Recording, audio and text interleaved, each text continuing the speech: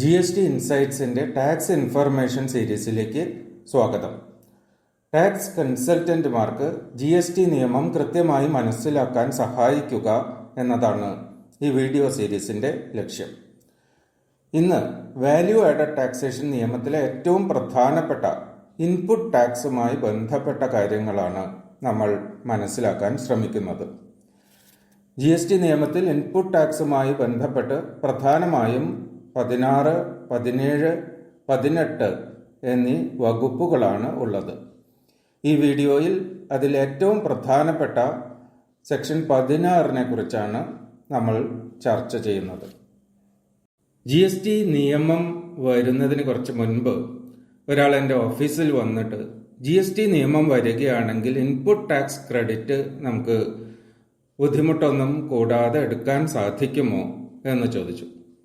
അപ്പോൾ ഞാൻ മറുപടി പറഞ്ഞു, തീർച്ചയായിട്ടും സാധിക്കും. അക്കാര്യത്തിൽ എന്താണ് സംശയമുള്ളത്?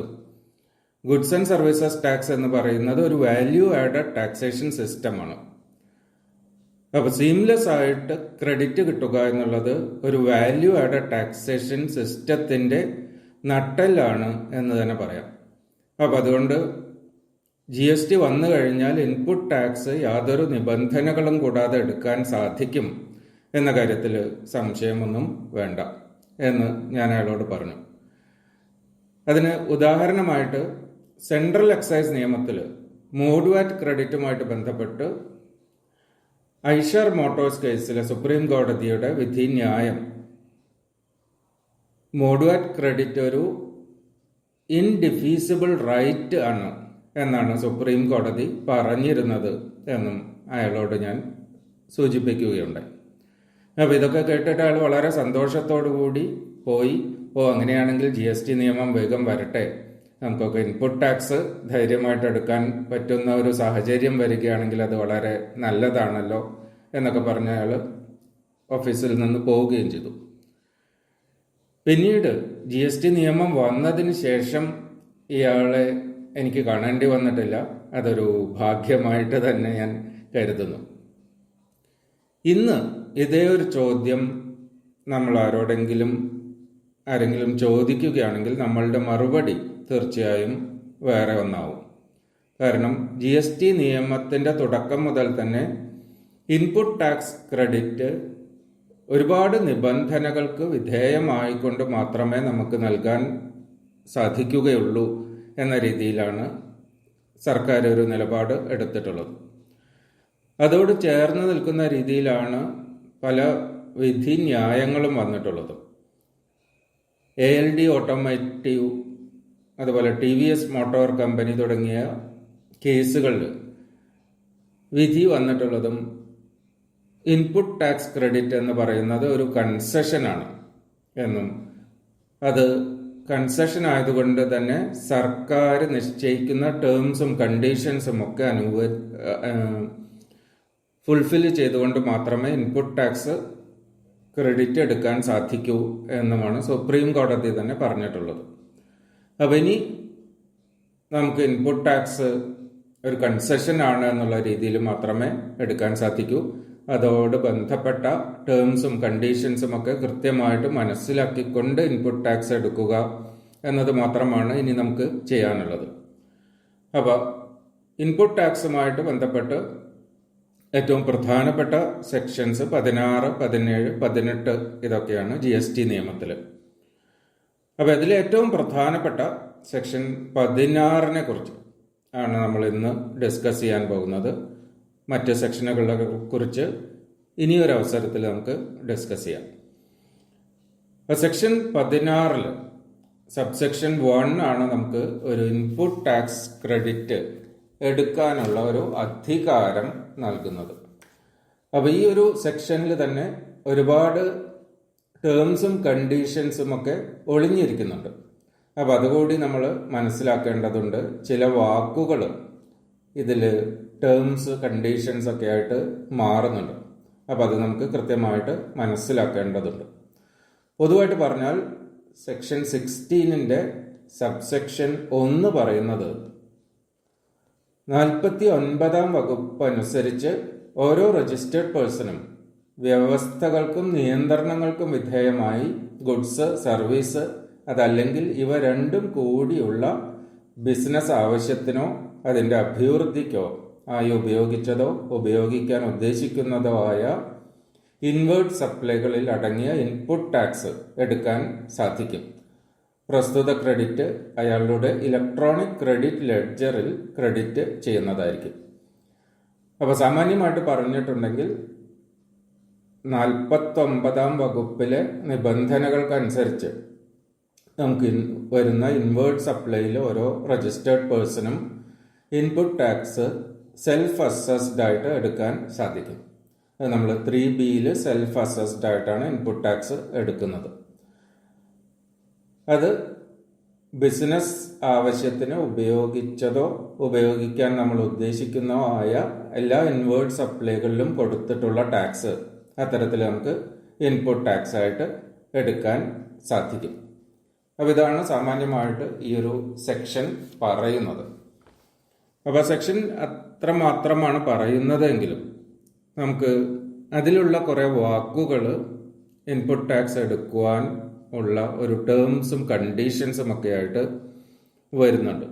അപ്പോൾ ആ കാര്യങ്ങളെക്കുറിച്ച് നമുക്ക് ഒന്ന് ഡീപ്പായിട്ട് തന്നെ മനസ്സിലാക്കേണ്ടത് ആവശ്യമാണ്. അപ്പോൾ ആദ്യം അതിൽ പറയുന്ന ഒരു വാക്ക് രജിസ്റ്റേർഡ് പേഴ്സൺ എന്നാണ്. അപ്പോൾ അവിടെ ഒരു രജിസ്റ്റേർഡ് പേഴ്സണ് മാത്രമേ ഇൻപുട്ട് ടാക്സ് എടുക്കുവാൻ സാധിക്കുകയുള്ളൂ എന്നുള്ള ഒരു കണ്ടീഷൻ അവിടെ വന്നു കഴിഞ്ഞു. ഒരു രജിസ്റ്റേർഡ് പേഴ്സൺ അല്ലാത്ത ഒരാൾക്കും ഇൻപുട്ട് ടാക്സ് എടുക്കാനുള്ള അധികാരം ഇല്ല എന്ന് നമ്മൾ മനസ്സിലാക്കണം. കുറച്ചു കാലം മുൻപ് ഒരാൾ ഒരു അഡ്ജുഡിക്കേഷൻ ഓർഡറൊക്കെ ആയിട്ട് എൻ്റെ അടുത്ത് വന്നു. അയാളൊരു അൺരജിസ്റ്റേർഡ് ഡീലറായിരുന്നു. അൺരജിസ്റ്റേർഡ് ഡീലർ എന്നുള്ള രീതിയിൽ ഡിപ്പാർട്ട്മെന്റ് ഒരു അസസ്മെന്റ് നടത്തുകയാണ് ചെയ്തത്. ബെസ്റ്റ് ജഡ്ജ് അസസ്മെന്റ് നടത്തി വലിയൊരു സംഖ്യ ആൾ ടാക്സ് അടയ്ക്കണം എന്നുള്ള ഒരു ഓർഡറും അടിച്ചു കൊടുത്തു. അപ്പോൾ ഇയാളുടെ പരാതി, അയാൾക്ക് ഇൻപുട്ട് ടാക്സ് ഇവർ കണക്ക് കൂട്ടിയിട്ടില്ല. ഇയാൾ എല്ലാം കൃത്യമായിട്ട് GST അടച്ചുകൊണ്ട് തന്നെയാണ് എല്ലാ ബില്ലുകളും, അതുകൊണ്ട് വാങ്ങിയ സാധനത്തിനൊക്കെ ഞാൻ GST അടച്ചിട്ടുണ്ട്. പക്ഷെ ആ ക്രെഡിറ്റ് ഒന്നും എനിക്ക് തന്നില്ല. മാത്രമല്ല എൻ്റെ വിൽപ്പനയിൽ മുഴുവൻ ടാക്സ് അടയ്ക്കണമെന്ന് ഡിപ്പാർട്ട്മെന്റ് പറഞ്ഞു എന്നാണ് ഇയാളുടെ ഒരു പരാതി. അപ്പം അതിൽ നമ്മൾ പെട്ടെന്ന് കേൾക്കുമ്പോൾ എല്ലാവർക്കും തോന്നും ഇത് ഇയാൾ പറയുന്നത് ശരിയാണല്ലോ. കാരണം ഔട്ട്പുട്ട് ടാക്സ് വാങ്ങിക്കുന്നു, ഇൻപുട്ട് ടാക്സ് കൊടുക്കില്ല എന്ന് പറയുന്നതിൽ എന്തെങ്കിലും ലോജിക് ഉണ്ടോ എന്നുള്ളത് നമ്മൾ തീർച്ചയായിട്ടും ഒരു പരിശോധിക്കേണ്ട ഒരു കാര്യം തന്നെയാണ്. അപ്പം അത് എന്തുകൊണ്ടാണ് അങ്ങനെ പറയുന്നത്? അങ്ങനെ പറയാൻ ഡിപ്പാർട്ട്മെന്റിന് എന്തെങ്കിലും നിയമപരമായിട്ടുള്ള ഒരു റൈറ്റ് ഉണ്ടോ? ഇത് രണ്ടും നമുക്ക് അറിയേണ്ടതുണ്ട്. ഒരു രജിസ്റ്റേർഡ് പേഴ്സണ് മാത്രമാണ് ഇൻപുട്ട് എടുക്കുവാനുള്ള അർഹത എന്ന് നമ്മൾ ഈ സെക്ഷൻ 16 കണ്ടു. പക്ഷെ അപ്പോൾ എങ്ങനെയാണ് ഡിപ്പാർട്ട്മെന്റിന് ഒരു രജിസ്ട്രേഷൻ ഇല്ലാത്ത ഒരു വ്യക്തിയുടെ കയ്യിൽ നിന്ന് ടാക്സ് ഡിമാൻഡ് ചെയ്യാൻ പറ്റുന്നത് എന്നും ഒരു ചോദ്യം ഉണ്ടല്ലോ. അതിൻ്റെ ഉത്തരം എന്താണ്? ടാക്സ് അടയ്ക്കാൻ ബാധ്യത വരുന്നത് സെക്ഷൻ 9 പ്രകാരമാണ്. സെക്ഷൻ 9 ആണ് GSTയിലെ ചാർജിങ് സെക്ഷൻ. ഈ ഒരു സെക്ഷൻ പ്രകാരമാണ് നികുതി പിരിക്കാനുള്ള അധികാരം സർക്കാരിന് ലഭിക്കുന്നത്. നികുതി അടയ്ക്കണം എന്ന് പറയാനുള്ള അധികാരം സർക്കാരിന് ലഭിക്കുന്നത്. അപ്പോൾ ഈ ചാർജിങ് സെക്ഷനിൽ ഏറ്റവും അവസാനത്തെ 4-5 വാചകം നോക്കിക്കഴിഞ്ഞാൽ shall be paid by the taxable person എന്നാണ് പറയുന്നത്. അപ്പോൾ ഒരു ടാക്സബിൾ പേഴ്സൺ ആണ് നികുതി അടയ്ക്കാനുള്ള ബാധ്യത ഉള്ളത് എന്നാണ് സെക്ഷൻ 9(1) പറയുന്നത്. അപ്പം എന്താണ് ടാക്സബിൾ പേഴ്സൺ? ഒരു ടാക്സബിൾ പേഴ്സൺ ആണല്ലോ ഇവിടെ നികുതി ബാധ്യത വരുന്നത്. അപ്പം എന്താണ്, അല്ലെങ്കിൽ ആരാണ് ഒരു ടാക്സബിൾ പേഴ്സൺ? അത് മനസ്സിലാക്കണമെങ്കിൽ നമ്മൾ GST നിയമത്തിലെ നിർവചനങ്ങളിൽ പോകണം. നിർവചനങ്ങളൊക്കെ കൊടുത്തിട്ടുള്ളത് സെക്ഷൻ 2 സെക്ഷൻ 2 107 പ്രകാരം ഒരു taxable person means a person who is registered or liable to be registered under section 22 or 24. Section 22 അല്ലെങ്കിൽ 24 പ്രകാരം രജിസ്റ്റർ ചെയ്തതോ അല്ലെങ്കിൽ രജിസ്ട്രേഷൻ എടുക്കാൻ ബാധ്യതയുള്ളതോ ആയ ഒരു വ്യക്തിയാണ് ടാക്സബിൾ പേഴ്സൺ. അപ്പോൾ രജിസ്ട്രേഷൻ എടുക്കുവാൻ ബാധ്യത വന്നിട്ടുണ്ട് എങ്കിലും രജിസ്ട്രേഷൻ എടുത്തിട്ടില്ല എന്നുള്ള ആളുകളും ഒരു ടാക്സബിൾ പേഴ്സൻ്റെ നിർവചനത്തിൽ വരുന്നു. അതുകൊണ്ട് തന്നെ അവരും ടാക്സ് അടയ്ക്കുവാനുള്ള ബാധ്യത അവർക്കും വരുന്നുണ്ട്. അതുകൊണ്ടാണ് ഡിപ്പാർട്ട്മെൻറ്റ് അൺരജിസ്റ്റേർഡ് പേഴ്സൺ ആണെങ്കിൽ പോലും ഇയാൾക്ക് രജിസ്ട്രേഷൻ എടുക്കുവാനുള്ള ബാധ്യത ഉണ്ടായിരുന്നു. അതുകൊണ്ട് ഇയാൾ ടാക്സ് അടയ്ക്കണമെന്ന് പറഞ്ഞ് അസസ് ചെയ്യാനുള്ള അധികാരം ഡിപ്പാർട്ട്മെൻറ്റിന് അങ്ങനെയാണ് കിട്ടിയിട്ടുള്ളത്. അപ്പോൾ ഈ ഒരു വ്യത്യാസം നമ്മൾ മനസ്സിലാക്കണം. ഒരു രജിസ്റ്റേർഡ് പേഴ്സണ് മാത്രമാണ് ഇൻപുട്ട് എടുക്കാൻ സാധിക്കുന്നത് എന്നിരിക്കെ ഒരു ടാക്സബിൾ പേഴ്സണാണ് നികുതി അടയ്ക്കാനുള്ള ബാധ്യത വരുന്നത് എന്നും ടാക്സബിൾ പേഴ്സൺ എന്ന് പറയുന്നത് രജിസ്ട്രേഷൻ എടുത്ത അല്ലെങ്കിൽ രജിസ്ട്രേഷൻ എടുക്കാൻ ബാധ്യതയുള്ള ഒരു വ്യക്തി എന്നാണ് പറയുന്നത്. അപ്പോൾ രജിസ്ട്രേഷൻ എടുക്കാനുള്ള ബാധ്യതയുണ്ട്, പക്ഷെ എടുത്തിട്ടില്ല എങ്കിൽ പോലും അയാൾ നികുതി അടയ്ക്കാൻ ബാധ്യസ്ഥനാണ്. അപ്പോൾ അതാണ് അതിൻ്റെ ഒരു ലോജിക്കലായിട്ടുള്ള ഒരു എക്സ്പ്ലനേഷൻ. അടുത്ത ഭാഗം ഈ ഒരു സബ്സെക്ഷൻ 1 തന്നെ സെക്ഷൻ 49 നിബന്ധനകൾക്ക് വിധേയമായി എന്ന് ഇതിൽ പറയുന്നുണ്ട്. അപ്പോൾ എന്താണ് സെക്ഷൻ 49 ഇൻപുട്ട് ടാക്സ് ക്രെഡിറ്റുമായിട്ട് ബന്ധപ്പെട്ട കാര്യങ്ങൾ എന്തൊക്കെയാണ് പറയുന്നത് എന്നുകൂടി നമ്മൾ മനസ്സിലാക്കണം. സെക്ഷൻ 49 പൊതുവായിട്ട് payment of tax, interest, penalty and other സംസ്, അതാണ് സെക്ഷൻ 49 പറയുന്നത്.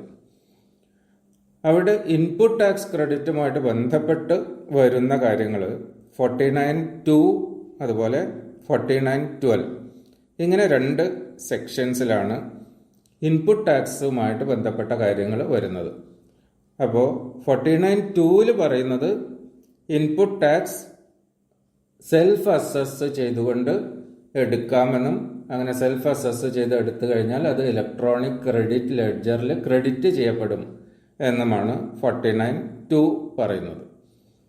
അതുപോലെ തന്നെ 49(12) എന്ന് പറയുന്ന സെക്ഷൻ പറയുന്നത് ഒരു ടാക്സ് പീരീഡിൽ എത്രമാത്രം ഇൻപുട്ട് ടാക്സ് എടുക്കാം എന്ന് സ്പെസിഫൈ ചെയ്യുവാൻ ഗവൺമെൻറ്റിന് അധികാരമുണ്ടായിരിക്കും എന്ന് പറയുന്നുണ്ട്. അപ്പോൾ പൂർണ്ണമായിട്ടും ഇൻപുട്ട് ടാക്സ് ക്രെഡിറ്റ് എനിക്കുണ്ട്, അതുകൊണ്ട് അത് മുഴുവൻ ഞാൻ ഉപയോഗിക്കും എന്ന് പറയാൻ നമുക്ക് സാധിക്കില്ല. വേണമെങ്കിൽ ഗവൺമെൻറ്റിന് ഇത്തരത്തിലുള്ള ഒരു കണ്ടീഷൻ കൊണ്ടുവരുവാനുള്ള അധികാരം ഈ 49(12) കൊടുക്കുന്നുണ്ട്. അപ്പോൾ ആ അധികാരം ഉപയോഗിച്ചുകൊണ്ട് ഗവൺമെൻറ് എന്ത് ചെയ്തിട്ടുണ്ട്? റൂൾ 86B എന്ന് പറയുന്ന ഒരു റൂള് അവർ കൊണ്ടുവന്നിട്ടുണ്ട്. അപ്പോൾ എന്താണ് ആ റൂള് പ്രകാരം പറയുന്നത്? 50 ലക്ഷത്തിൽ കൂടുതൽ ഒരു മാസം വിൽപ്പനയുള്ള ഒരാളാണ് എന്നുണ്ടെങ്കിൽ 99% ടാക്സ് ലയബിലിറ്റി മാത്രമേ ഇൻപുട്ട് ടാക്സ് ക്രെഡിറ്റ് ഉപയോഗിച്ചുകൊണ്ട് അടയ്ക്കാൻ സാധിക്കൂ. ബാക്കി 1% മിനിമം ക്യാഷ് ആയിട്ട് അടയ്ക്കണമെന്ന് ഈ റൂൾ 86B പറയുന്നുണ്ട്. അതിൽ കുറേ കണ്ടീഷൻസ് ഒക്കെ അനുസരിച്ചാണ് ഇത്. എല്ലാവർക്കും 50 ലക്ഷം ടേൺ ഓവർ ഉണ്ടെങ്കിൽ എന്നില്ല, കുറേ കണ്ടീഷൻസ് ഉണ്ട്. അപ്പോൾ അത് അറിയണം എന്ന് താല്പര്യമുണ്ടെങ്കിൽ 86B പൂർണ്ണമായിട്ട് വായിച്ചു നോക്കണം.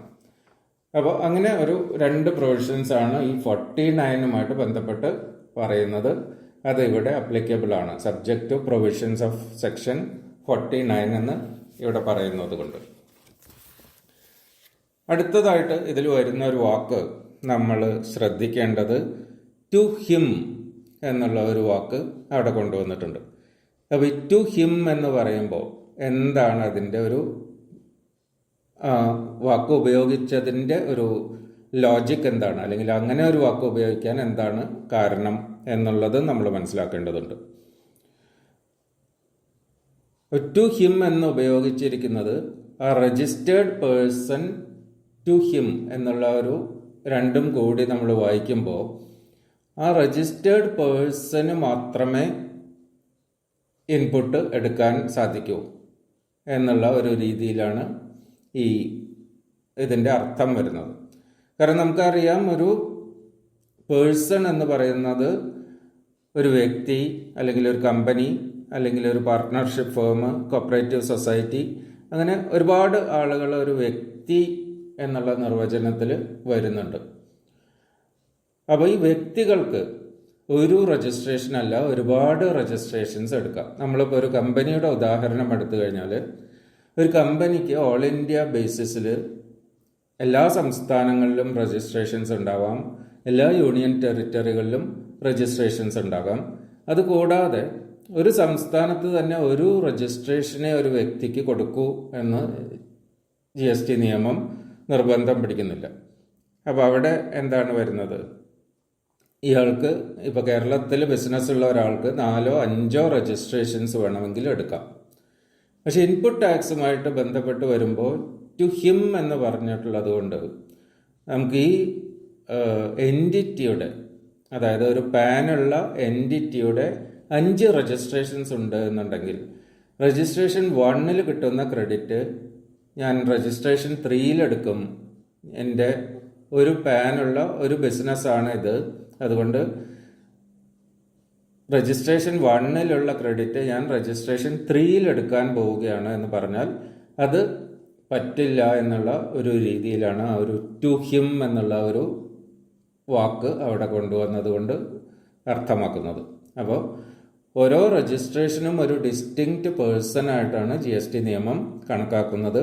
അതുകൊണ്ട് തന്നെ ആ ഒരു ഡിസ്റ്റിങ്ക്റ്റ് പേഴ്സണ് മാത്രമാണ് ഈ ക്രെഡിറ്റ് എടുക്കുവാനുള്ള അധികാരമുള്ളത് എന്ന് പ്രത്യേകിച്ച് മനസ്സിലാക്കണം. വേറൊരു രജിസ്ട്രേഷൻ ഉണ്ടല്ലോ എനിക്ക്, അതിൽ ഞാൻ ഈ ക്രെഡിറ്റ് എടുക്കട്ടെ എന്ന് പറഞ്ഞാൽ അത് അനുവദിച്ച് തരാൻ നിയമം അനുവദിക്കുന്നില്ല. അടുത്ത ഒരു വാക്ക് ഇതിൽ വന്നിട്ടുള്ളത് intended to be used. Used എന്നുള്ളത് നമുക്ക് മനസ്സിലാക്കാം, പക്ഷെ ഇൻറ്റൻഡഡ് ടു ബി യൂസ്ഡ് എന്നുള്ള വാക്ക് അതിനും വളരെ പ്രത്യേകമായിട്ടുള്ള ഒരു സാങ്കത്യമുണ്ട്. അപ്പോൾ അതെന്താണ്?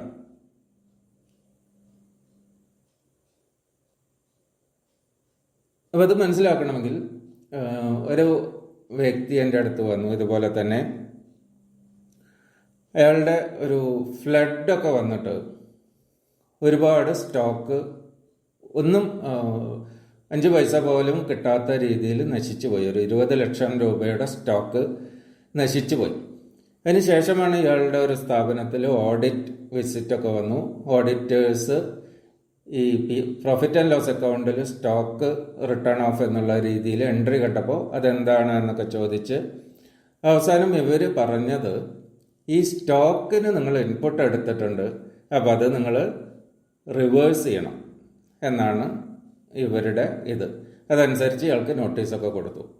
അപ്പോൾ ഇയാൾ വളരെ അപ്സെറ്റായിട്ട് എൻ്റെ അടുത്ത് വന്നിട്ട്, ഇങ്ങനെ എനിക്ക് നോട്ടീസ് വന്നിട്ടുണ്ട്, എന്താണ് ഇങ്ങനെ ഇവർ ചെയ്യുന്നത്, ഞാൻ നശിച്ചു പോയ ഒരു സംഗതിയുടെ മുകളിൽ ഞാൻ എടുത്ത ഇൻപുട്ട് റിവേഴ്സ് ചെയ്യണമെന്ന് ഇവർക്ക് എങ്ങനെയാണ് പറയാൻ സാധിക്കുക എന്നൊക്കെ പറഞ്ഞിട്ട് അയാൾ വളരെ അപ്സെറ്റായിട്ടാണ് എൻ്റെ അടുത്ത് വന്നത്. അപ്പോൾ എന്താണ് ഇവിടെയും ഒരു ലോജിക്ക് എന്താണ്? ഇത്തരത്തിലൊരു സ്റ്റോക്ക് നഷ്ടപ്പെട്ടു എന്നുണ്ടെങ്കിൽ എന്തുകൊണ്ട് അത് റിവേഴ്സ് ചെയ്യാൻ പറയാൻ ഗവൺമെൻറ്റിന് ഒരു ലോജിക്കലി എന്താണ് അതിൻ്റെ ഒരു കാരണം എന്നുള്ളതാണ് ഇവിടെ ഇൻറ്റൻഡഡ് ടു ബി യൂസ്ഡ്. ഇപ്പോൾ GST നിയമം ഇൻപുട്ടുമായിട്ട് ബന്ധപ്പെട്ട് വളരെ ലിബറലാണ്. ഇപ്പോൾ സെൻട്രൽ എക്സൈസിലൊക്കെ ആണെങ്കിൽ യൂസ്ഡ് ഇൻ മാനുഫാക്ചർ എന്നൊക്കെയാണ് അവിടെ ഉപയോഗിച്ചിരുന്നത്. അപ്പോൾ അത് യൂസ് ചെയ്യണം എന്നുള്ള രീതിയിലാണ് സെൻവാറ്റ് ക്രെഡിറ്റിൻ്റെയൊക്കെ പ്രൊവിഷൻസ് ഉണ്ടായിരുന്നത്. നേരെ മറിച്ച് GST എന്താണ് പറയുന്നത്? നിങ്ങൾ ഉപയോഗിക്കാൻ, ബിസിനസ്സിന് വേണ്ടി ഉപയോഗിക്കാൻ ഉദ്ദേശിച്ച് വാങ്ങിയ സാധനങ്ങളുടെ ക്രെഡിറ്റ് പോലും നിങ്ങൾക്ക് എടുക്കാം എന്നാണ് GST പറയുന്നത്. അപ്പോൾ നമ്മൾ അവിടെ ഒരു പ്രോമിസ് കൊടുക്കുകയാണ്, സർക്കാരിനൊരു പ്രോമിസ് നമ്മൾ കൊടുക്കുകയാണ്. ഈ ഒരു ക്രെഡിറ്റ് ഞാനിപ്പോൾ എടുക്കുകയാണ്, പക്ഷേ ഈ ക്രെഡിറ്റ് എടുത്ത ഈ സാധനങ്ങളൊക്കെയും ഞാൻ എൻ്റെ ബിസിനസ് ആവശ്യത്തിന് തന്നെ ഉപയോഗിക്കും എന്നുള്ള ഒരു പ്രോമിസ് ഇംപ്ലൈഡ് ആയിട്ട് നമ്മളവിടെ കൊടുക്കുന്നുണ്ട്. അപ്പോൾ ആ ഒരു പ്രോമിസ് ബ്രേക്ക് ചെയ്യുകയാണെങ്കിൽ എന്താണ് കോൺസിക്വൻസ്? തീർച്ചയായിട്ടും നമ്മൾ അങ്ങനെ ഒരു പ്രോമിസ് കൊടുത്തിട്ടാണ് ഇത് എടുത്തത്, ക്രെഡിറ്റ് എടുത്തത്. അപ്പോൾ ആ ക്രെഡിറ്റ് റിവേഴ്സ് ചെയ്യുക എന്നുള്ളത് തന്നെയാണ് അതിൻ്റെ ഒരു കോൺസിക്വൻസ്. അപ്പോൾ അതാണ് ഇതിൻ്റെ ലോജിക്ക്. നിങ്ങൾ ക്രെഡിറ്റ് എടുക്കുമ്പോൾ ഞാനിത് ബിസിനസ് ആവശ്യത്തിന് വേണ്ടി ഉപയോഗിക്കും എന്ന് പറഞ്ഞു. പിന്നെ എന്ത് സംഭവിച്ചു? നിങ്ങളത് ഉപയോഗിച്ചില്ല. അപ്പോൾ ഈ ക്രെഡിറ്റ് റിവേഴ്സ് ചെയ്യണം. അപ്പോൾ ഈ സെക്ഷൻ 17 പോയി കഴിഞ്ഞാൽ 1-2 പ്രൊവിഷൻസ് അതിലുണ്ട്. അതിൻ്റെ ബേസിക് ലോജിക്ക് ഇവിടെ നിന്നാണ് വരുന്നത്. നിങ്ങളൊരു പ്രോമിസ് പറയുന്നു, ഞാനത് ബിസിനസ് ആവശ്യത്തിന് ഉപയോഗിക്കുമെന്ന്, പിന്നെ അത് ഉപയോഗിക്കുന്നില്ല എന്ന് വരുമ്പോൾ നിങ്ങൾ ആ ക്രെഡിറ്റ് റിവേഴ്സ് ചെയ്യണം. 2 സെക്ഷൻ പ്രത്യേകിച്ച് പറയാൻ നമുക്ക്. 17(1) പറയുന്നത് ഈ ഐറ്റംസ് നമ്മൾ വാങ്ങിച്ച സാധനങ്ങൾ partly used for other purpose, business ആവശ്യത്തിനല്ലാതെ വേറെ എന്തെങ്കിലും ആവശ്യത്തിന് ഉപയോഗിച്ചു എന്നുണ്ടെങ്കിൽ ക്രെഡിറ്റ് എടുക്കാൻ പാടില്ല എന്ന് നിയമം പറയുന്നതിൻ്റെ ലോജിക്ക് ഇതാണ്. ഇൻറ്റൻഡഡ് ടു ബി യൂസ്ഡ് എന്നുള്ള രീതിയിൽ നിങ്ങൾക്ക് എടുക്കാം. പിന്നീട് അത് പാർട്ട്ണറുടെ വീട്ടിലേക്ക് വിട്ടാലെ ആവശ്യത്തിന് കൊണ്ടുപോയി എന്നുണ്ടെങ്കിൽ അവരുടെ ബിസിനസ്സിന് വേണ്ടി ഉപയോഗിക്കപ്പെടുന്നില്ല, ആ പ്രോമിസ് ബ്രേക്ക് ചെയ്യപ്പെടുകയാണ്. അതുകൊണ്ട് ഇത് റിവേഴ്സ് ചെയ്യണം. അതുപോലെ തന്നെ 17(5)(g) എന്നുള്ള സെക്ഷനിൽ goods lost, stolen, destroyed, written off, disposed of by way of gift, free samples അങ്ങനെയൊക്കെ ഉണ്ടെങ്കിൽ ഇത് റിവേഴ്സ് ചെയ്യണം എന്ന് പറയുന്നു. അത് പറയുന്നതിലും ഈ ഒരു ലോജിക്ക് വരുന്നത് ഇവിടെ നിന്നാണ്. ഇൻറ്റൻഡഡ് ടു ബി യൂസ്ഡ് എന്ന് പറഞ്ഞുകൊണ്ട് നിങ്ങൾ ക്രെഡിറ്റ് എടുത്തു, എന്നിട്ട് ആ ഗുഡ്സൊക്കെ നഷ്ടപ്പെട്ടു. അപ്പോൾ നിങ്ങളത് ബിസിനസ്സിൽ ഉപയോഗിച്ചോ? ഇല്ല. സ്റ്റോളൺ, ആരോ കട്ടുകൊണ്ടുപോയി, അപ്പോഴും ബിസിനസ്സിൽ യൂസ് ചെയ്തിട്ടില്ല. അപ്പോൾ ക്രെഡിറ്റ് റിവേഴ്സ് ചെയ്യണം. ഡിസ്ട്രോയ്ഡ്, നശിച്ചു പോയി, അപ്പോഴും ബിസിനസ്സിൽ ഉപയോഗിച്ചിട്ടില്ല അത്, അപ്പോൾ അത് റിവേഴ്സ് ചെയ്യണം. റിട്ടേൺ ഓഫ്, അവിടെയും ഇത് തന്നെയാണ് പ്രശ്നം. അപ്പോൾ ഈ ഒരു ലോജിക്ക് വെച്ചുകൊണ്ട് ഈ ഒരു 17(5)(g) എന്ന് പറയുന്ന സെക്ഷൻ പ്രകാരം ഗുഡ്സ് റിട്ടേൺ ഓഫ്, അതിൻ്റെ ക്രെഡിറ്റ് റിവേഴ്സ് ചെയ്യണമെന്ന് പറയാൻ സർക്കാരിന് അധികാരമുണ്ട്. അതാണ് ആ ഒരു ആളുടെ ഒരു ഗ്രീവൻസ് നമുക്ക് ഒന്നും ചെയ്യാൻ സാധിക്കാത്തത് അതുകൊണ്ടാണ്. കാരണം നിയമം വളരെ സ്പെസിഫിക് ആണ്. ഇൻറ്റൻഡഡ് ടു ബി യൂസ്ഡ് എന്ന് പറഞ്ഞ് നിങ്ങൾ ക്രെഡിറ്റ് എടുത്തിരുന്നു, പിന്നെ അത് ബിസിനസ്സിന് വേണ്ടി ഉപയോഗിക്കപ്പെട്ടിട്ടില്ല, അതുകൊണ്ട് ക്രെഡിറ്റ് റിവേഴ്സ് ചെയ്യുക. അതുപോലെ തന്നെ നമ്മൾ GST വളരെ ലിബറലാണ് എന്ന് പറയുമ്പോൾ തന്നെ വേറൊരു ഇതും കൂടി നമ്മൾ മനസ്സിലാക്കണം. ഒരു ഇൻപുട്ട് ഔട്ട്പുട്ട് നെക്സസ് വേണം എന്ന് GST പറയുന്നില്ല. അപ്പോൾ നേരത്തെ പറഞ്ഞതുപോലെ സെൻട്രൽ എക്സൈസിലൊക്കെ യൂസ്ഡ് ഇൻ മാനുഫാക്ചർ, അപ്പോൾ ഇൻപുട്ട് ഔട്ട്പുട്ടുമായിട്ടൊരു നേരിട്ടുള്ള ഒരു ബന്ധം വേണമെന്ന് സെൻട്രൽ എക്സൈസിലൊക്കെ പറഞ്ഞിരുന്നിടത്ത് GST വളരെ ആ കാര്യത്തിലും ലിബറലാണ്. ഒന്ന്, used or intended to be used ആണെങ്കിൽ എടുത്തോളൂ എന്ന് പറയുന്നുണ്ട്. അതുപോലെ തന്നെ നേരിട്ടുള്ളൊരു 1-to-1 കോറിലേഷൻ വേണമെന്ന് GST പറയുന്നില്ല. അപ്പോൾ നമ്മളുടെ ഓഫീസ് ആവശ്യത്തിന് ഉപയോഗിക്കുന്ന സ്റ്റേഷനറി ആണെങ്കിൽ, അല്ലെങ്കിൽ മറ്റുള്ള ഓഫീസിലൊരു എയർ കണ്ടീഷണർ വാങ്ങി വെച്ചു, അതിൻ്റെ ഇൻപുട്ട് നമുക്ക് എടുക്കാം. ഒരു സെക്യൂരിറ്റി ഗാർഡിൻ്റെ പേയ്മെൻറ്റ് GST അടക്കം കൊടുത്തു എന്നുണ്ടെങ്കിൽ അതിൻ്റെ ഇൻപുട്ട് നമുക്ക് എടുക്കാം. ഓഡിറ്റ് ഫീ വരുന്നുണ്ട് എന്നുണ്ടെങ്കിൽ അതിൻ്റെ ഇൻപുട്ട് എടുക്കാം. അപ്പോൾ ഇതൊന്നും 1-to-1 ആയിട്ടൊരു കോറിലേഷൻ ഉണ്ട് എന്ന് പറയാൻ പറ്റില്ല. നമ്മളുടെ വിൽപ്പനയുമായിട്ടോ അല്ലെങ്കിൽ സർവീസ് ഡെലിവറി ആയിട്ടോ നേരിട്ടൊരു കോറിലേഷനുള്ള കാര്യമാണ് ഇത് എന്ന് നമുക്ക് പറയാൻ പറ്റില്ല. എങ്കിൽ കൂടി GST ആ കാര്യത്തിൽ വളരെ ലിബറലാണ്. ഒരു ഇൻപുട്ട് ഔട്ട്പുട്ട് നെക്സസ് വേണമെന്ന് GST നമ്മളോട് ആവശ്യപ്പെടുന്നില്ല. അതുപോലെ തന്നെ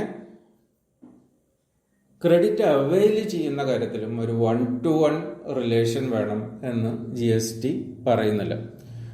ഒരു ഉദാഹരണം പറഞ്ഞാൽ, ഇപ്പോൾ ഒരു GST രജിസ്ട്രേഷനുള്ള ഒരാൾക്ക് ഒരു സോഫ്റ്റ്വെയർ ബിസിനസ് ഉണ്ട് ആൾക്ക്.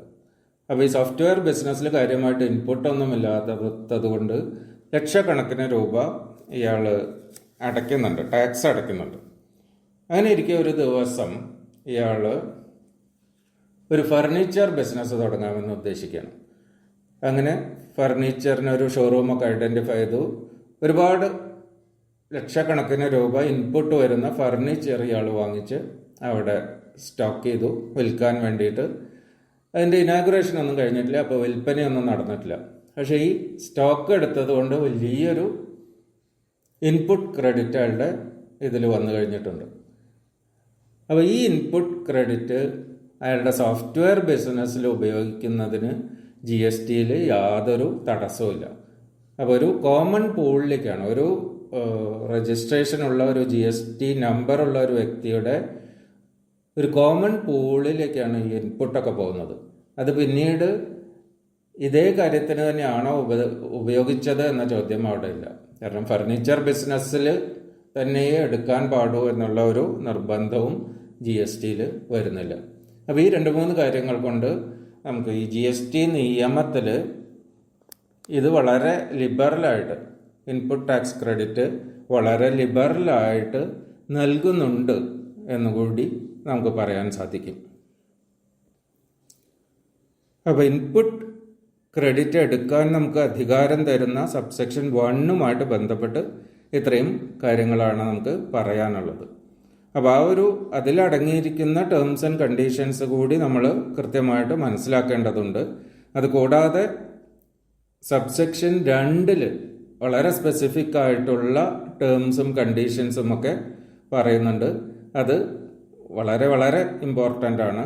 അതോടൊപ്പം തന്നെ ഈ 16(1) ഇംപ്ലൈഡ് ആയിട്ടുള്ള കണ്ടീഷൻസ് കൂടി നമ്മൾ മനസ്സിലാക്കുകയും അതിനനുസരിച്ച് മാത്രം ഇൻപുട്ട് എടുക്കുകയും ചെയ്യണം. അപ്പോൾ അടുത്തതായിട്ട് നമുക്ക് സബ്സെക്ഷൻ 2 എന്താണ് പറയുന്നത് എന്ന് മനസ്സിലാക്കാൻ ശ്രമിക്കാം. അപ്പോൾ സബ്സെക്ഷൻ 1 നമ്മൾ എങ്ങനെയാണ് ഇൻപുട്ട് ടാക്സ് ക്രെഡിറ്റ് എടുക്കാൻ ഒരു വ്യക്തിക്ക് അധികാരം ലഭിക്കുന്നത് എന്നും അതുമായിട്ട് ബന്ധപ്പെട്ട ചില ടേംസും കണ്ടീഷൻസും അവിടെ തന്നെ പറഞ്ഞിട്ടുള്ളതും നമ്മൾ മനസ്സിലാക്കി. ഇനി സബ്സെക്ഷൻ 2 വന്നു കഴിഞ്ഞാൽ അത് വളരെ കൃത്യമായിട്ടും വളരെ സ്പെസിഫിക് ആയിട്ടും ഇനി പറയുന്ന കണ്ടീഷൻസ് ഫുൾഫില്ല് ചെയ്തുകൊണ്ട് മാത്രമേ ഇൻപുട്ട് ടാക്സ് എടുക്കാൻ അധികാരമുണ്ടാവൂ എന്ന് വളരെ കൃത്യമായിട്ട് പറയുന്ന ഒരു സെക്ഷനാണ് ഈ സബ്സെക്ഷൻ 2. സെക്ഷൻ 16 സബ്സെക്ഷൻ 2 ഇനി പറയുന്ന കാര്യങ്ങൾ ഫുൾഫില്ല് ചെയ്തതിന് ശേഷം മാത്രമേ ഇൻപുട്ട് ടാക്സ് എടുക്കാൻ അധികാരം ലഭിക്കുകയുള്ളൂ എന്ന് പറയുന്നുണ്ട്. അപ്പോൾ അതിൽ ആദ്യം പറയുന്നത് possession of tax invoice or debit not or such other tax paying documents. Invoice അല്ലെങ്കിൽ ഒരു ഡെബിറ്റ് നോട്ട് അല്ലെങ്കിൽ സ്പെസിഫൈ ചെയ്തിട്ടുള്ള ടാക്സ് പേയിങ് ഡോക്യുമെന്റ്സ്, ഇത് ഏതെങ്കിലും ഇയാളുടെ കൈവശം ഉണ്ടായിരിക്കണം എന്ന് പറയുന്നു. AA എന്ന് പറയുന്ന ക്ലോസിൽ ഈ പറയുന്ന ടാക്സ് ഇൻവോയ്സ് അല്ലെങ്കിൽ ഡെബിറ്റ് നോട്ട് അതെല്ലാം ഈ സപ്ലയർ അയാളുടെ സ്റ്റേറ്റ്മെൻറ്റ് ഓഫ് ഔട്ട്വേർഡ് സപ്ലൈസിൽ സെക്ഷൻ 37 പ്രകാരം അയാൾ ഫയൽ ചെയ്യുന്ന സ്റ്റേറ്റ്മെൻറ്റ് ഓഫ് ഔട്ട്വേർഡ് സപ്ലൈസിൽ കാണിച്ചിട്ടുണ്ടായിരിക്കണം എന്ന് പറയുന്നു. അതുപോലെ തന്നെ അത്തരത്തിൽ സ്റ്റേറ്റ്മെൻറ്റ് ഓഫ് ഔട്ട്വേർഡ് സപ്ലൈസിൽ അത് കാണിച്ചാൽ അത് ഈ റെസിപ്പിയൻറ്റിന് ഡിപ്പാർട്ട്മെൻറ്റ് കമ്മ്യൂണിക്കേറ്റ് ചെയ്യും എന്നും പറയുന്നുണ്ട്. അങ്ങനെ കമ്മ്യൂണിക്കേറ്റ് ചെയ്തിട്ട് ഉണ്ടായിരിക്കണം. അപ്പോൾ ഇയാളുടെ 2A, 3B, 2B ഇവയിലൊക്കെ ഇത് റിഫ്ലക്റ്റ് ചെയ്തിരിക്കണം എന്നാണ് ഇത് ഉദ്ദേശിക്കുന്നത്. അപ്പോൾ സെക്ഷൻ 37 എന്ന് പറയുന്നത് ഈ സ്റ്റേറ്റ്മെൻറ്റ് ഓഫ് ഔട്ട്വേർഡ് സപ്ലൈസ് ഒരു ടാക്സ് പീരീഡിൽ 10-ാം തീയതിക്ക് മുൻപേ ഫയൽ ചെയ്യണമെന്ന് പറയുന്ന ഒരു സെക്ഷനാണ്. അപ്പോൾ അത് രണ്ടുമാണ് ഇതിൽ ആദ്യത്തെ 2 പ്രധാനപ്പെട്ട കാര്യങ്ങൾ. ക്ലോസ് A പറയുന്നത് ഒരു ടാക്സ് ഇൻവോയ്സ് ഉണ്ടായിരിക്കണം. ക്ലോസ് AA പറയുന്നത് എന്താണ്, ഇത്തരത്തിലുള്ള ഇൻവോയ്സ് അല്ലെങ്കിൽ ടാക്സ് പേയിങ് ഡോക്യുമെൻസിൻ്റെ ഡീറ്റെയിൽസ് അയാൾ സെക്ഷൻ 37 പ്രകാരം ഫയൽ ചെയ്യുന്ന GSTR 1 കാണിച്ചിട്ടുണ്ടാവണം. അത് കാണിച്ചിട്ടുണ്ടെങ്കിൽ അത് ഈ റെസിപ്പിയൻറ്റിൻ്റെ GSTയിലേക്ക് കമ്മ്യൂണിക്കേറ്റ് ചെയ്യും ഓട്ടോമാറ്റിക്കായിട്ട്. അങ്ങനെ കമ്മ്യൂണിക്കേറ്റ് ചെയ്തിട്ടും ഉണ്ടാവണം എന്നാണ് ഈ 2 സെക്ഷനുകളും കൂടി പറയുന്നത്. അപ്പോൾ അവിടെ റൂൾ 36 എന്ന് പറയുന്ന ഒരു റൂള് അവർ കൊണ്ടുവന്നിട്ടുണ്ട്. അതിൽ കൂടുതൽ വ്യക്തമായിട്ട് ഏതൊക്കെയാണ് ഡോക്യുമെൻറ്റ്സ് വേണ്ടത് എന്ന് പറഞ്ഞിട്ടുണ്ട്. അപ്പോൾ അവിടെ പറഞ്ഞിട്ടുള്ളത് invoice, debit not, bill of entry, input service distributor issue ചെയ്യുന്ന ഒരു ഇൻവോയ്സ്, അല്ലെങ്കിൽ ഇൻപുട്ട് സർവീസ് ഡിസ്ട്രിബ്യൂട്ടർ നൽകുന്ന ഒരു ക്രെഡിറ്റ് നോട്ട്. ഇതൊക്കെയാണ് ഡോക്യുമെൻ്ററി റിക്വയർമെൻറ്റ്സ് ആയിട്ട് റൂൾ 36 പറയുന്നത്. അതുപോലെ തന്നെ ഈ റൂളിൽ GSTR 1 ഈ സപ്ലയറെ സബ്മിറ്റ് ചെയ്തിട്ടുണ്ടാവണമെന്നും അതിൽ ഇൻപുട്ട് ടാക്സ് ക്രെഡിറ്റിൻ്റെ ഡീറ്റെയിൽസ് 2B എന്ന് പറയുന്ന ഒരു ഫോമിലൂടെ കമ്മ്യൂണിക്കേറ്റ് ചെയ്യും എന്നും പറയുന്നുണ്ട്. അപ്പോൾ അതാണ് ഈ ക്ലോസ് എയും AA ഇൻവോയ്സ് അങ്ങനെയുള്ള കാര്യങ്ങൾ ഉണ്ടാവുക. അത് സപ്ലയർ അപ്ലോഡ് ചെയ്യണം, അത് കമ്മ്യൂണിക്കേറ്റ് ചെയ്യണം 2A 2B എന്നുള്ള രീതിയിൽ കമ്മ്യൂണിക്കേറ്റ് ചെയ്ത് റെസിപ്പിയൻറ്റിൻ്റെ ഇതിൽ വരികയും വേണം. അത്രയാണ് ഈ ഒരു 2 ക്ലോസും കൂടി നമ്മളോട് പറയുന്നത്. ക്ലോസ് B എന്ന് പറയുന്ന ക്ലോസിൽ he has received the goods or services or both എന്നാണ് കണ്ടീഷൻ പറയുന്നത്. അപ്പോൾ ഗുഡ്സ് ആയാലും സർവീസസ് ആയാലും അത് റിസീവ് ചെയ്ത് കഴിഞ്ഞാൽ മാത്രമേ ഇൻപുട്ട് എടുക്കാൻ സാധിക്കൂ എന്നിവിടെ പറയുന്നുണ്ട്. നേരത്തെ ഇൻവോയ്സ് കയ്യിലുണ്ടാവണം. ആ ഇൻവോയ്സ് സപ്ലയർ GSTR 1 കാണിച്ച് അത് നമ്മളുടെ 2A 2B ഇതിലൊക്കെ ഓട്ടോ പോപ്പുലേറ്റ് ചെയ്ത് വരണം. ഇതൊക്കെയാണ് എങ്കിൽ പോലും നമുക്ക് എപ്പോഴാണോ ഈ ഗുഡ്സ് അല്ലെങ്കിൽ സർവീസ് റിസീവ് ചെയ്യുന്നത് ആ സമയത്ത് മാത്രമേ ഇൻപുട്ട് ടാക്സ് എടുക്കാൻ സാധിക്കൂ എന്നാണ് ഈ ക്ലോസ് B പറയുന്നത്. അപ്പം അതിൽ ചില അവസരങ്ങളിൽ ഇതിൻ്റെ ഡെലിവറി വേറെ ഒരാൾക്ക് പോകുന്ന സാഹചര്യങ്ങളൊക്കെ GSTയിൽ ഉണ്ടാവും. ഒരു ബിൽ ടു ഷിപ്പ് ടു എന്നൊക്കെ പറയുന്ന രീതിയിലുള്ള ട്രാൻസാക്ഷൻസിൽ ഒരു ആൾ സാധനം വാങ്ങിക്കുന്നു, എന്നിട്ട് അത് വേറെ ഒരാൾക്ക് ഡെലിവറി കൊടുക്കാൻ പറയുന്നു. അത്തരത്തിലുള്ള സാഹചര്യങ്ങൾ ഒരു ഡീംഡ് റെസീറ്റാണ് എന്ന് പറയാൻ വേണ്ടിയിട്ടാണ് ഇത് ഈ ഒരു എക്സ്പ്ലനേഷൻസ് പറഞ്ഞിട്ടുള്ളത്. അപ്പോൾ അങ്ങനത്തെ കേസുകളിൽ ഒരു ഡോക്യുമെൻറ്റ്സ് ട്രാൻസ്ഫർ ചെയ്തുകൊണ്ട് ഒരു ഗുഡ്സ് ട്രാൻസ്ഫർ ചെയ്യുന്നു, അല്ലെങ്കിൽ അതിൻ്റെ ബിൽ ടു ഷിപ്പ് ടു എന്നുള്ള രീതിയിൽ എനിക്ക് ബില്ല് ചെയ്യുന്നു, ഞാൻ വേറൊരാൾക്ക് ഗുഡ്സ് ഡെലിവറി ചെയ്യാൻ പറയുന്നു. ആ രീതിയിലൊക്കെ വരുന്ന ഇത് ഡീംഡായിട്ട് മറ്റാൾക്ക് അത് കിട്ടിക്കഴിഞ്ഞാൽ അത് ഡീംഡായിട്ടുള്ള റെസീറ്റാണ് എന്ന് പറയുന്നു.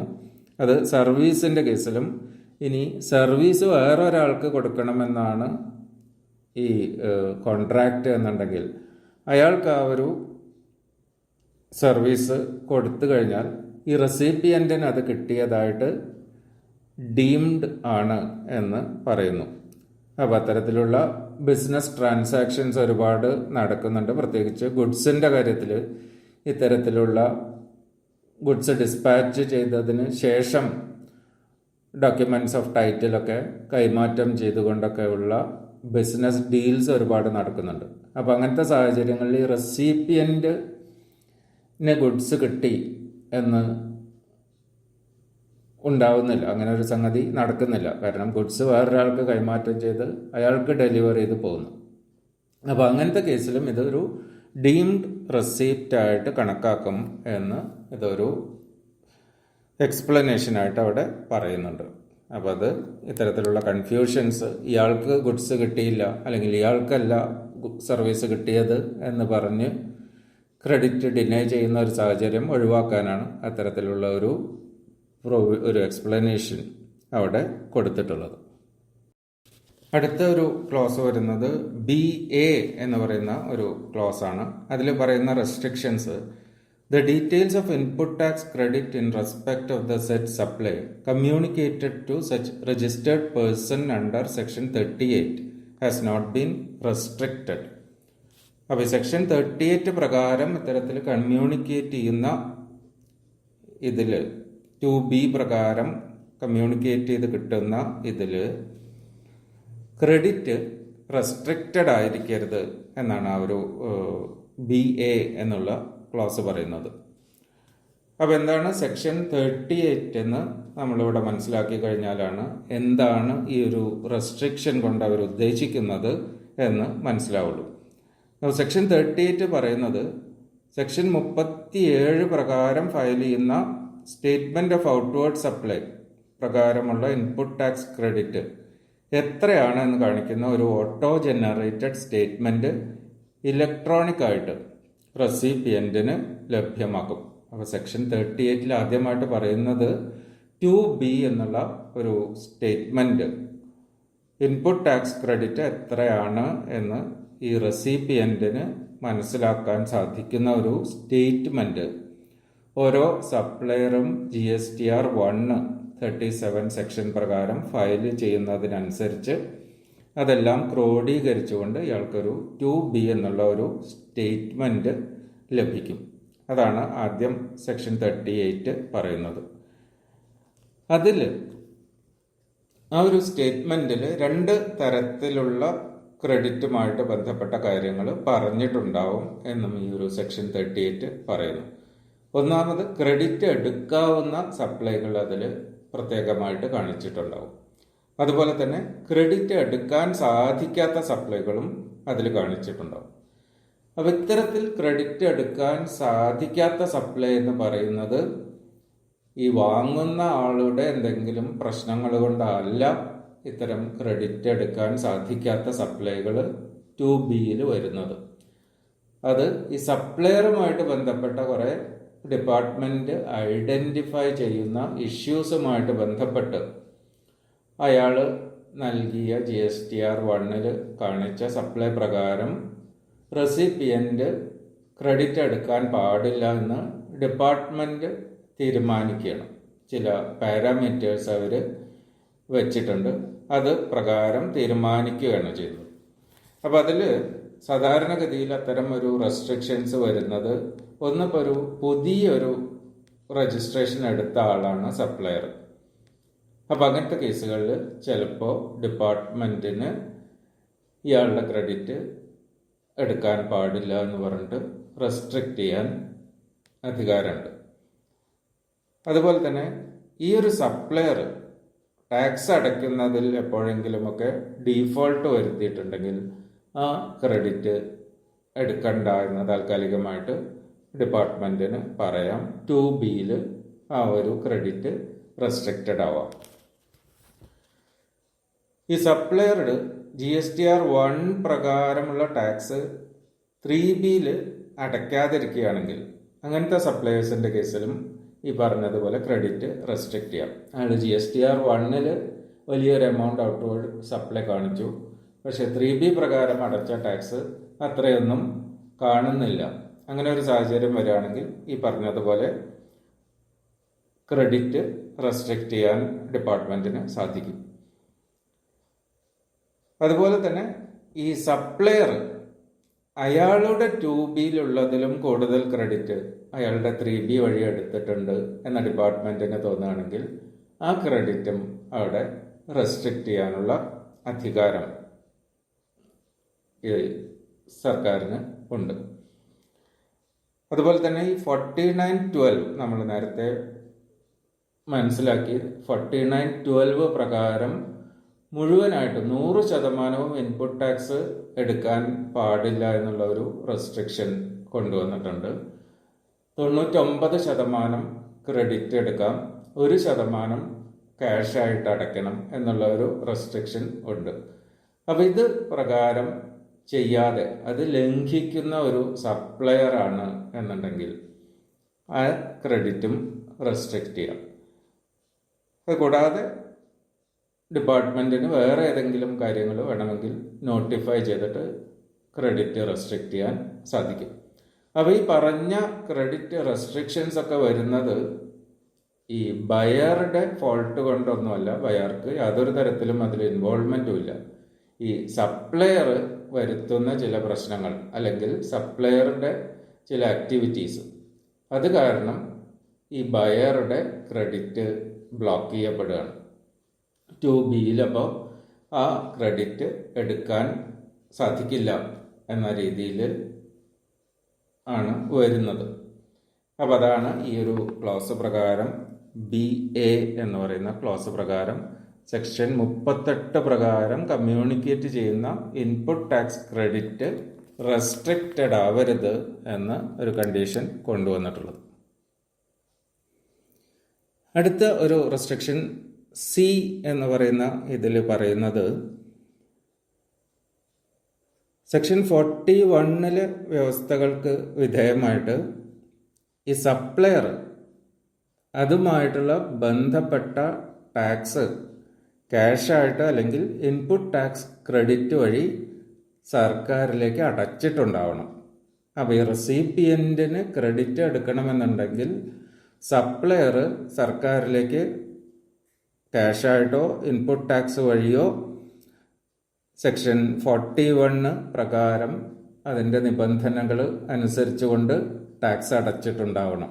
അപ്പോൾ ഈ ഒരു ഓപ്പോസിറ്റ് പാർട്ടി ടാക്സ് അടച്ചിട്ടുണ്ടെങ്കിൽ മാത്രമേ നമുക്ക് ഇൻപുട്ട് ടാക്സ് എടുക്കാൻ സാധിക്കൂ എന്നാണ് ഈ C എന്നുള്ള ക്ലോസ് പറയുന്നത്.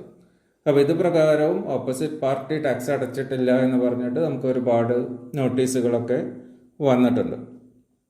അപ്പോൾ അവിടെ അതുമായിട്ട് ബന്ധപ്പെട്ട ഒരുപാട് ലിറ്റിഗേഷൻസും നമ്മൾ നടന്നിട്ടുണ്ട്. മിക്കവാറും 2A 3B ഡിഫറൻസ് എന്നൊക്കെ പറയുന്നിടത്ത് ഇതാണ് അവർ കാരണമായിട്ട് പറയുന്നത്. 16(2)(c) വയലേഷൻ എന്ന് പറഞ്ഞിട്ടാണ് ഇൻപുട്ട് നമ്മളോട് റിവേഴ്സ് ചെയ്യണം എന്നൊക്കെ പറഞ്ഞിട്ടുള്ളത്. പിന്നീട് ഒരു 1-2 സർക്കുലറുകൾ പ്രകാരം കുറേ വെയ്വർ കൊണ്ടുവന്നു. അങ്ങനെയൊക്കെ പ്രശ്നങ്ങൾ ഒരുപാട് ഉണ്ടാക്കിയിട്ടുള്ള ഒരു സെക്ഷനാണ്, ഒരു ക്ലോസ് ആണ് ഈ C 16(2)(c) എന്ന് പറയുന്നത്.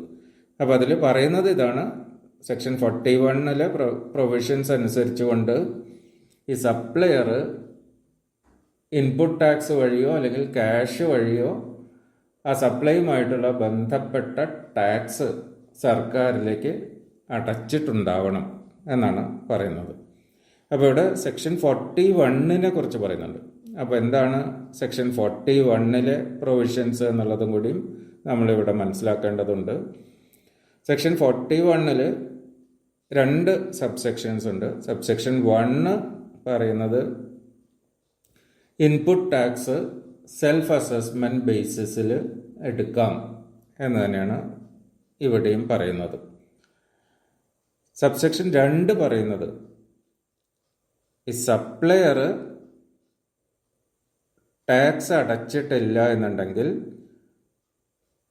റെസിപ്പിയൻ്റ് ക്രെഡിറ്റ് എടുത്തിട്ടുണ്ടെങ്കിൽ, ഇൻപുട്ട് ടാക്സ് ക്രെഡിറ്റ് എടുത്തിട്ടുണ്ടെങ്കിൽ അത് റിവേഴ്സ് ചെയ്യണമെന്ന് സബ്സെക്ഷൻ 2 പറയുന്നു. അപ്പോൾ 41 2 കാര്യമാണ് പറയുന്നത്.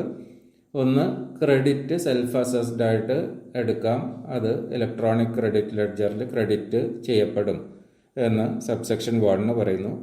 സബ്സെക്ഷൻ 2 പറയുന്നത് സപ്ലയർ ഇതുമായിട്ട് ബന്ധപ്പെട്ട ടാക്സ് അടച്ചിട്ടില്ല എന്നുണ്ടെങ്കിൽ, നമ്മൾ ഇൻപുട്ട് ടാക്സ് എടുത്തിട്ടുണ്ട് എന്നുണ്ടെങ്കിൽ ഈ റെസിപ്പിയൻ്റ് അത് റിവേഴ്സ് ചെയ്യണമെന്ന് ആണ് സെക്ഷൻ 41 പറയുന്നത്. ഇത് പ്രകാരം റൂൾ 37A എന്ന് പറയുന്ന ഒരു റൂളും സർക്കാർ കൊണ്ടുവന്നിട്ടുണ്ട്. അത് reversal of input tax credit in case of non payment of tax by supplier.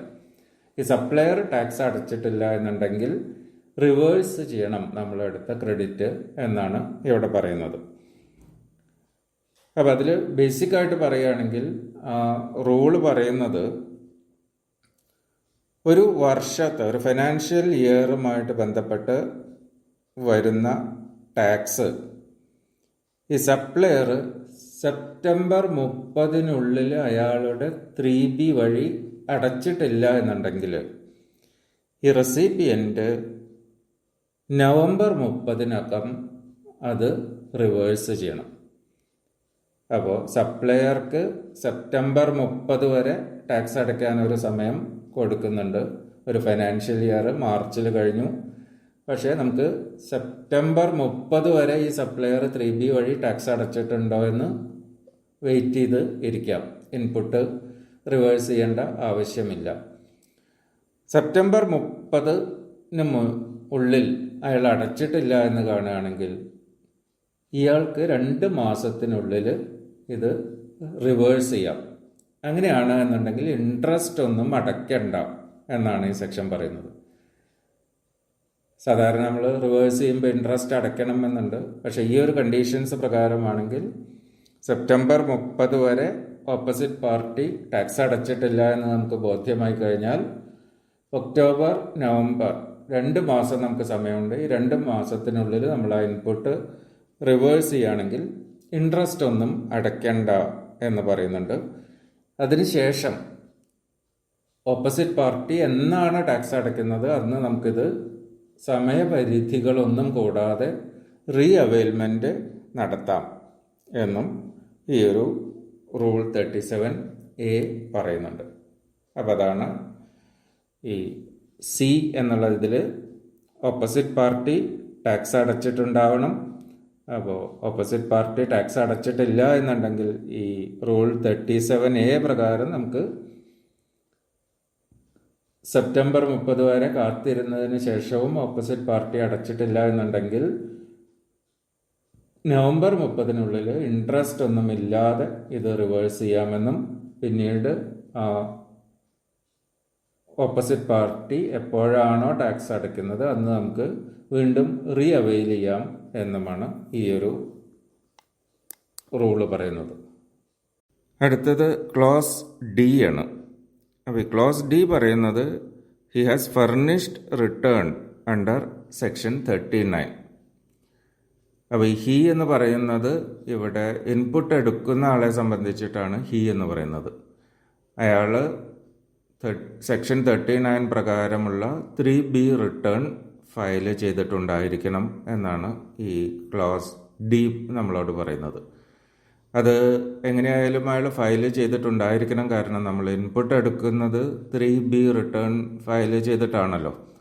അപ്പോൾ ഇതൊരു പ്രത്യേകിച്ച് പറഞ്ഞിട്ടില്ലെങ്കിലും അയാൾ അത് ഫയൽ ചെയ്യേണ്ട ആവശ്യമുണ്ട്. ഫയൽ ചെയ്താൽ മാത്രമാണല്ലോ അയാൾക്ക് ഇൻപുട്ട് എടുക്കാൻ സാധിക്കുന്നത്. അപ്പം അത് നമ്മൾ മനസ്സിലാക്കണം. അത് കൂടാതെ 3 പ്രൊവൈസോസ് ഈ സബ്സെക്ഷൻ 2 ബന്ധപ്പെട്ട് നിയമത്തിൽ പറയുന്നുണ്ട്. ആദ്യത്തെ പ്രൊവൈസോ പറയുന്നത് ഗുഡ്സ് ഇൻസ്റ്റാൾമെൻ്റ് ആയിട്ടാണ് നമ്മൾ റിസീവ് ചെയ്യുന്നത് എങ്കിൽ ക്രെഡിറ്റ് എടുക്കാൻ സാധിക്കുന്നത് അവസാനത്തെ ഇൻസ്റ്റാൾമെൻറ്റും വന്നു കഴിയുമ്പോഴാണ്. അപ്പോൾ അത് നമ്മളുടെ ആദ്യത്തെ ഒരു ഭാഗത്ത് പറഞ്ഞിട്ടുണ്ട്, ഇത് ഗുഡ്സ് റിസീവ് ചെയ്തിട്ടുണ്ടാവണമെന്ന്. അതൊന്നുകൂടി ക്ലിയറായിട്ട് സ്പെസിഫൈ ചെയ്യാണ്. ലോട്ട്സ് ആയിട്ട് വരികയാണെങ്കിൽ എന്ത് ചെയ്യുമെന്നൊരു ചോദ്യം വരികയാണെങ്കിൽ അതിൻ്റെ അവസാനത്തെ ലോട്ടും വന്നു കഴിഞ്ഞാൽ ക്രെഡിറ്റ് എടുക്കാം, അതുവരെ ക്രെഡിറ്റ് എടുക്കാൻ പറ്റില്ല എന്നിവിടെ സ്പെസിഫിക് ആയിട്ട് പറയണം. അപ്പോൾ ഈ ലാസ്റ്റ് ലോട്ടും വന്നു കഴിയുമ്പോഴാണ് നമുക്ക് നിയമപരമായിട്ട് ഡെലിവറി കംപ്ലീറ്റ് ആയി എന്ന് പറയാൻ സാധിക്കുന്നത്. അതുകൊണ്ടാണ് അവിടെ അങ്ങനെ പറയുന്നത്. ഈ രണ്ടാമത്തെയും മൂന്നാമത്തെയും പ്രൊവൈസോ പറയുന്നത് ഇയാൾ സപ്ലയർക്ക് 180 ദിവസത്തിനകം അതുമായിട്ട് ബന്ധപ്പെട്ട ആ സപ്ലൈയുമായിട്ട് ബന്ധപ്പെട്ട പേയ്മെൻറ്റ് കൊടുക്കാതിരിക്കുന്ന ഒരു സാഹചര്യം വരികയാണെങ്കിൽ ഈ ക്രെഡിറ്റ് പ്രൊപ്പോർഷനേറ്റ് ആയിട്ട് റിവേഴ്സ് ചെയ്യണം എന്നാണ് പറയുന്നത്. അപ്പോൾ ഒന്നും കൊടുത്തിട്ടില്ല എന്നുണ്ടെങ്കിൽ ഫുള്ളായിട്ട് ക്രെഡിറ്റ് റിവേഴ്സ് ചെയ്യാൻ ഒരു ബാധ്യസ്ഥനാണ്. അതല്ല, ഒരു ഉദാഹരണത്തിന് 50% പേയ്മെൻറ്റ് കൊടുത്തു എന്നുണ്ടെങ്കിൽ അവിടെ 50% ക്രെഡിറ്റും അയാൾ റിവേഴ്സ് ചെയ്യണം. അങ്ങനെ ഒരു സപ്ലയർക്ക് പേയ്മെൻറ്റ് 180 ദിവസത്തിനകം കൊടുത്തിരിക്കണം എന്നൊരു കണ്ടീഷൻ ഇവിടെ ഡിപ്പാർട്ട്മെൻറ്റ് കൊണ്ടുവരികയാണ്. അതുമായിട്ട് ബന്ധപ്പെട്ട് റൂൾ 37 എന്ന് പറയുന്ന ഒരു റൂളും ഡിപ്പാർട്ട്മെൻറ്റ് കൊണ്ടുവന്നിട്ടുണ്ട്. അതിലിത് തന്നെയാണ് പറയുന്നത്.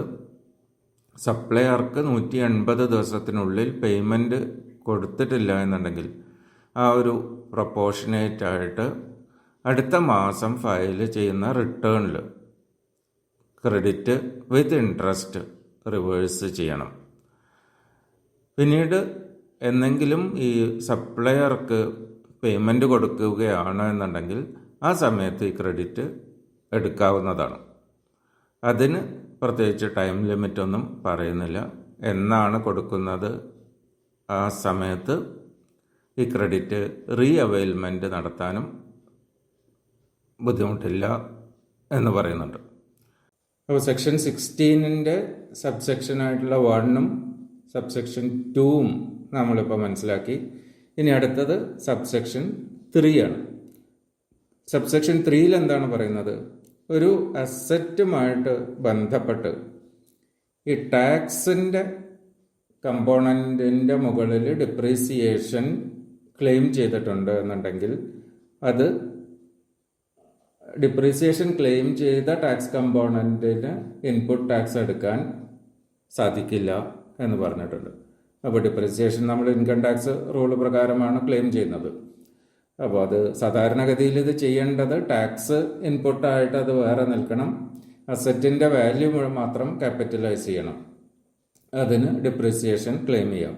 അപ്പോൾ നേരെ മറിച്ച് ടാക്സ് കൂടി ഇതിൻ്റെ അസറ്റിൻ്റെ വാല്യൂവിൻ്റെ കൂടെ കൊണ്ടുവന്ന് ക്യാപിറ്റലൈസ് ചെയ്തിട്ട് അതിൻ്റെ മുകളിൽ ഡിപ്രീസിയേഷൻ ക്ലെയിം ചെയ്യുകയാണ് ചെയ്യുന്നത് എന്നുണ്ടെങ്കിൽ ഇൻപുട്ട് എടുക്കാൻ സാധിക്കില്ല എന്നുള്ളൊരു കണ്ടീഷനാണ് ഇവിടെ പറയുന്നത്. സബ്സെക്ഷൻ 4 ഒരു സമയപരിധി വയ്ക്കുകയാണ്. ഇൻപുട്ട് എന്ന് വരെ എടുക്കാം. ഒരു വർഷം, ഒരു ഫൈനാൻഷ്യൽ ഇയറിൽ ഉള്ള പർച്ചേസുകളുടെയൊക്കെയും ഇൻപുട്ട് എന്ന് വരെയാണ് നമുക്ക് ക്ലെയിം ചെയ്യാൻ സാധിക്കുന്നത്. അതൊരു ഇൻഡെഫിനിറ്റ് ആയിട്ട് നീട്ടിക്കൊണ്ടുപോകാൻ സർക്കാരിന് താല്പര്യമില്ല. അതുകൊണ്ട് അതിനൊരു കട്ട് ഓഫ് ഡേറ്റ് വെക്കാൻ വേണ്ടിയിട്ടാണ് അവർ ഇന്ന ഡേറ്റിനുള്ളിൽ നിങ്ങൾ ക്ലെയിം ചെയ്തിട്ടില്ല എന്നുണ്ടെങ്കിൽ നിങ്ങൾക്ക് ഇൻപുട്ട് എടുക്കാനുള്ള അധികാരം ഇല്ലാതെയാവും എന്ന് പറയുന്നത്. അപ്പോൾ ആ ഡേറ്റ് ഫിക്സ് ചെയ്തിട്ടുള്ളത് നവംബർ 30 അല്ലെങ്കിൽ ആനുവൽ റിട്ടേൺ ഫർണിഷ് ചെയ്യുന്നത് ഇതിലേതാണ് ആദ്യം വരുന്നത് എങ്കിൽ അതാണ് ഈ കട്ട് ഓഫ് ഡേറ്റ് ആയിട്ട് പറയുന്നത്. അപ്പോൾ ആനുവൽ റിട്ടേൺ നവംബറിന് ശേഷമാണ് ഫയൽ ചെയ്യുന്നതെങ്കിൽ നവംബർ 30 ഇത് ക്രെഡിറ്റ് എടുക്കാനുള്ള കട്ട് ഓഫ് ഡേറ്റ്. അല്ല, നമ്മൾ ആനുവൽ റിട്ടേൺ ഒക്ടോബറിലൊക്കെ ഫയൽ ചെയ്തു എന്നുണ്ടെങ്കിൽ ഒക്ടോബർ ആയി മാറുന്നു ഈ കട്ട് ഓഫ് ഡേറ്റ്. അപ്പോൾ അത് ആദ്യം വരുന്നത് ഏതാണോ അതാണ്. അപ്പോൾ സാധാരണഗതിയിൽ നവംബർ 30 എന്നുള്ള ഒരു ഡേറ്റിനുള്ളിൽ നമ്മൾ ഈ ഒരു ഇൻപുട്ട് എടുത്തിട്ടില്ല എന്നുണ്ടെങ്കിൽ കഴിഞ്ഞ ഫൈനാൻഷ്യൽ ഇയറിൻ്റെ, അപ്പോൾ മാർച്ച് കഴിഞ്ഞിട്ട് ഇത്രയും സമയം കിട്ടുന്നുണ്ട്, ഏകദേശം 5 മാസം സമയം നമുക്ക് ലഭിക്കുന്നുണ്ട്. അപ്പോൾ ആ സമയത്തിനുള്ളിൽ ഇൻപുട്ട് എടുത്തിരിക്കണം. അത് എടുക്കാതിരുന്നാൽ പിന്നീട് ഇൻപുട്ട് എടുക്കാൻ പറ്റില്ല എന്നാണ് ഈ സെക്ഷൻ പറയുന്നത്. അപ്പോൾ ഇതുമായിട്ട് ബന്ധപ്പെട്ട ഒരുപാട് ഇഷ്യൂസ് നമുക്കുണ്ടായിരുന്നു, ഒരുപാട് ലിറ്റിഗേഷൻസ് ഇതുമായിട്ട് നടക്കുന്നുണ്ടായിരുന്നു. ഇത് ആൻറ്റി കോൺസ്റ്റിറ്റ്യൂഷണലാണ് എന്നൊക്കെയുള്ള രീതിയിൽ ഒരുപാട് കേസുകൾ നടക്കുന്നുണ്ടായിരുന്നു. പക്ഷെ അതൊക്കെയും ആൻറ്റി കോൺസ്റ്റിറ്റ്യൂഷണൽ എന്നുള്ള ഒരു പ്ലീഡിങ്സ് ഒന്നും കോടതികൾ അലോ ചെയ്തിട്ടില്ല. പിന്നീട് കുറേ റിലാക്സേഷൻസ് ഇപ്പോൾ ഉള്ള ഒരു ബഡ്ജറ്റിൽ കൊണ്ടുവരികയും ചെയ്തിട്ടുണ്ട്. ആദ്യത്തെ ഇത്തരത്തിൽ കൺഫ്യൂഷൻ ഉണ്ടായിരുന്ന വർഷങ്ങളിൽ ഒരു റിലാക്സേഷൻ ഈ ഒരു ബഡ്ജറ്റിൽ പുതിയൊരു സബ്സെക്ഷൻ കൊണ്ടുവന്നിട്ട് അതിനൊരു റിലാക്സേഷൻ നൽകിയിട്ടുമുണ്ട്. അപ്പോൾ ഈ ഒരു ഇതാണ് നമുക്ക് അറിയേണ്ടത്. അതാദ്യം ഒരു റിലാക്സേഷൻ കൊടുത്തിരുന്നു 2017-18 മാർച്ച് 2019 വരെ ഇതെടുക്കാം എന്നുള്ള ഒരു റിലാക്സേഷൻ ഒരു പ്രൊവൈസോ ആയിട്ട് ഈ സബ്സെക്ഷൻ 4 കിടക്കുന്നുണ്ട്. അപ്പോൾ അതുകൂടാതെ പിന്നീടും ഒരുപാട് ആളുകൾക്ക് ബുദ്ധിമുട്ടുകൾ വന്നു എന്നുള്ള പരാതികളൊക്കെ ഉണ്ടായിരുന്നു. അതിനനുസരിച്ച് ഒരുപാട് പേർക്ക് ഇത് റിവേഴ്സ് ചെയ്യണമെന്ന് പറഞ്ഞ് നോട്ടീസുകൾ വന്നിരുന്നു. പലരും അത് ലിറ്റിഗേഷൻ നടത്തിയിട്ടുണ്ടായിരുന്നു. അപ്പോൾ അതിൻ്റെയൊക്കെ ഫലമായിട്ടാണ് പിന്നീട് ഒരു റിലാക്സേഷൻ വന്നത്. അത് സബ്സെക്ഷൻ 5 എന്നുള്ള രീതിയിൽ ഈ പുതിയ ബഡ്ജറ്റിൽ നോട്ടിഫൈ ചെയ്യുകയാണ് അവർ ചെയ്തിട്ടുള്ളത്. അടുത്തതായിട്ട് സബ്സെക്ഷൻ 5 ഇതൊരു പുതിയ ഇപ്പോൾ വന്ന ബഡ്ജറ്റിൽ വന്നിട്ടുള്ള ഒരു അമെൻമെൻ്റ് ആണ്, പുതിയൊരു സബ്സെക്ഷൻ കൊണ്ടുവന്നതാണ്. അപ്പോൾ ഈ സബ്സെക്ഷൻ 4 നമ്മൾ കണ്ടു ഒരു സമയപരിധി നവംബർ അല്ലെങ്കിൽ ആനുവൽ റിട്ടേൺ ഫയൽ ചെയ്യുന്ന ഡേറ്റ്, അതിന് മുൻപേ അത് സെപ്റ്റംബർ റിട്ടേൺ ഫയൽ ചെയ്യുന്ന സമയം അങ്ങനെ എന്തോ ആയിരുന്നു. അത് അമെൻഡ് ചെയ്തിട്ടാണ് നവംബറിലേക്ക് വന്നത്. അപ്പോൾ ഇതൊക്കെയും ആണെങ്കിൽ കൂടി ഒരുപാട് പരാതികൾ ഇതുമായിട്ട് ബന്ധപ്പെട്ടുണ്ടായിരുന്നു. ഒരുപാട് ലിറ്റിഗേഷൻസ് ഉണ്ടായിരുന്നു. ആദ്യത്തെ കൺഫ്യൂഷൻ കാരണം പലരും 3B ഒക്കെ ഫയൽ ചെയ്യാൻ ലേറ്റായി, അതുകൊണ്ട് അത് റിവേഴ്സ് ചെയ്യണമെന്ന് പറഞ്ഞിട്ട് ഇത് വന്നു. പിന്നെ പലരും ഈ 3B ഫയൽ ചെയ്തിട്ടുള്ളത് ലേറ്റ് ഫീയും ഇൻട്രസ്റ്റും ഒക്കെ അടച്ചിട്ടാണ്. അപ്പം അതുകൊണ്ട് അത് റെഗുലറൈസ്ഡ് ആണ് എന്ന് ഉള്ള രീതിയിൽ ലിറ്റിഗേഷൻസ് നടന്നിരുന്നു. അങ്ങനെ ഒരുപാട് ലിറ്റിഗേഷൻസ് നടന്നതിൻ്റെ ഫലമായിട്ട് ഈ സബ്സെക്ഷൻ 4 പറയുന്ന കണ്ടീഷൻസിനെ ഓവർ റൈഡ് ചെയ്തുകൊണ്ട് 5 എന്ന് പറയുന്ന ഒരു സബ്സെക്ഷൻ അവരവിടെ കൊണ്ടുവന്നു. അപ്പോൾ അതിൽ പറയുന്നത് 17, 18, 18, 19, 19, 20, 20, 21 ഈ വർഷങ്ങളിലെ ഇൻപുട്ട് ടാക്സ് എടുക്കുവാനുള്ള സമയപരിധി നവംബർ 2021 30 നവംബർ 2021. ആ ഡേറ്റിന് മുൻപേ 3B വഴി നമ്മൾ ക്രെഡിറ്റ് എടുത്തിട്ടുണ്ട് എന്നുണ്ടെങ്കിൽ ഈ 4 വർഷത്തെയും ക്രെഡിറ്റ് 30 നവംബർ 2021 ഫയൽ ചെയ്യുന്ന 3Bയിലൂടെ എടുത്തിട്ടുണ്ടെങ്കിൽ അതൊക്കെയും റെഗുലറായിട്ട് കണക്കാക്കും. ആ ഇൻപുട്ട് എടുക്കാൻ സാധിക്കും എന്ന രീതിയിലാണ് ഇപ്പോൾ ഈ ഒരു പുതിയ സെക്ഷൻ വന്നിട്ടുള്ളത്. അതാ സെക്ഷൻ 4 സബ്സെക്ഷൻ 4 അതിനെ ഓവർ റൈഡ് ചെയ്തുകൊണ്ടാണ് ഈ ഒരു സെക്ഷൻ കൊണ്ടുവന്നിട്ടുള്ളത്. അത് ഈ 4 വർഷങ്ങൾക്ക് മാത്രമാണ് അപ്ലിക്കബിൾ. 2017, 18, 18, 19, 19, 20, 20, 21 ആ വർഷങ്ങളിലെ ഇൻപുട്ട് 30 നവംബർ 2021 വരെ ഫയൽ ചെയ്ത ഏതെങ്കിലും 3B വഴി നമ്മൾ എടുത്തിട്ടുണ്ട് എന്നുണ്ടെങ്കിൽ അത് റെഗുലറൈസ് ചെയ്യാം എന്നാണ് പറയുന്നത്. പക്ഷെ ഒരുപാട് പേര് ഇത് സമയപരിധി കഴിഞ്ഞല്ലോ എന്ന് വെച്ചിട്ട് ക്ലെയിം ചെയ്യാതെ വിട്ടവരുണ്ട്. പിന്നീട് നോട്ടീസുകളൊക്കെ വന്നിട്ട് അത് അടച്ചു പോയവരുണ്ട്. റിവേഴ്സ് ചെയ്യുകയും പെനാൽറ്റി അടയ്ക്കുകയും ഇൻട്രസ്റ്റ് അടയ്ക്കുകയും ഒക്കെ ചെയ്തവരുണ്ട്. അപ്പോൾ അവർക്കൊന്നും ഇതിൽ ബെനിഫിറ്റ്സ് ഒന്നും കിട്ടിയിട്ടില്ല എന്നുള്ളത് വളരെ സങ്കടകരമായിട്ടുള്ള ഒരു കാര്യമാണ്. അപ്പോൾ ലിറ്റിഗേറ്റ് ചെയ്ത് നിൽക്കുന്ന ആളുകൾക്ക് മാത്രമാണ് ഇവിടെ ഒരു ബെനിഫിറ്റ് കിട്ടിയിട്ടുള്ളത്. ടാക്സ് കംപ്ലൈൻ്റ് ആയിട്ടുള്ള ആളുകൾക്ക് ഈ കാര്യത്തിൽ യാതൊരു ബെനിഫിറ്റും കിട്ടിയിട്ടില്ല. അവർക്കൊരു നഷ്ടമാണ് സംഭവിച്ചത്. അപ്പോൾ ഇത്തരത്തിലുള്ള ഒരു റിലാക്സേഷൻസ് അല്ലെങ്കിൽ ഒരു ആംനസ്റ്റി സ്കീംസ് ഒക്കെ വരുമ്പോൾ പലപ്പോഴും ടാക്സ് കംപ്ലൈൻ്റ് ആയിട്ടുള്ള ആളുകൾ സഫർ ചെയ്യുന്ന ഒരു കാഴ്ച നമുക്ക് സ്ഥിരമായിട്ട് ഇപ്പോൾ കാണുന്നുണ്ട്. അടുത്ത സബ്സെക്ഷൻ ഇത് പുതിയതായിട്ട് ഇപ്പോൾ വന്നിട്ടുള്ള ബജറ്റിൽ കൊണ്ടുവന്നിട്ടുള്ള ഒരു സബ്സെക്ഷനാണ്. അത് പറയുന്നത് ഒരു രജിസ്ട്രേഷൻ ക്യാൻസൽ ആക്കിയിട്ട് പിന്നീട് അതിനൊരു റിവോക്കേഷൻ ഏതെങ്കിലും കോടതി പറയുകയാണ് അല്ലെങ്കിൽ അപ്പലറ്റ് അതോറിറ്റീസ് പറയുകയാണ് ഇത് ക്യാൻസൽ ചെയ്തത് ശരിയായിട്ടില്ല എന്ന് പറയുകയാണെങ്കിൽ അങ്ങനെയുള്ള ആളുകൾക്ക് ഇൻപുട്ട് എടുക്കുവാൻ ഒന്ന് നോർമലി പറയുന്ന നവംബറും ആനുവൽ റിട്ടേൺ ഫയൽ ചെയ്യുന്ന കണ്ടീഷൻ അത് നോർമലായിട്ട് അവർക്കും നിലനിൽക്കുന്നുണ്ട്. അത് കൂടാതെ ഈ ഒരു ക്യാൻസലേഷൻ റിവോക്ക് ചെയ്ത് 30 ദിവസത്തിനകം ഈ ഒരു സമയപരിധി കഴിഞ്ഞിട്ടാണെങ്കിലും അവർക്ക് ഈ ഇൻപുട്ട് എടുക്കാം എന്നാണ് പറയുന്നത്. കാരണം ക്യാൻസൽ ചെയ്ത് കഴിഞ്ഞാൽ പിന്നെ ഇവർക്ക് റിട്ടേൺ ഫയൽ ചെയ്യാൻ സാധിക്കില്ല. അപ്പോൾ എന്ത് സംഭവിക്കുന്നു? ഇവർ ഒരു വർഷമോ 2 വർഷമോ ലിറ്റിഗേഷൻ നടന്നു എന്നുണ്ടെങ്കിൽ ആ സമയത്ത് ഒന്നും ഇൻപുട്ട് ഇവർക്ക് എടുക്കാൻ സാധിക്കാത്ത ഒരു സാഹചര്യം വരും. അതിനു മുൻപേ എടുത്തിട്ടുള്ള ഇൻപുട്ടുകളും ഒന്നും എടുക്കാൻ പറ്റാത്ത ഒരു സാഹചര്യം വന്നിട്ടുണ്ടാവും. അങ്ങനെ ഈ 2 വർഷം കഴിഞ്ഞിട്ട് ഒരു കോടതി വിധി വരികയാണ്, അന്നത്തെ ക്യാൻസലേഷൻ ശരിയായില്ല എന്ന് പറഞ്ഞ് അത് റിവോക്ക് ചെയ്യാൻ പറയുകയാണെങ്കിൽ ഇവർക്ക് ആ ക്രെഡിറ്റൊക്കെ എടുക്കാൻ ഒരു എക്സ്റ്റെൻഡഡ് ടൈം പീരീഡ് കൊടുത്തിരിക്കുകയാണ്. ഈ റിവോക്കേഷൻ ഓർഡർ വന്ന് 30 ദിവസത്തിനകം ഈ എല്ലാ സപ്ലൈസും ഇത് ചെയ്തു കഴിഞ്ഞാൽ, അപ്ലോഡ് ചെയ്ത് കഴിഞ്ഞാൽ ആ ക്രെഡിറ്റ് എടുക്കാം എന്നുള്ള ഒരു റിലാക്സേഷൻ.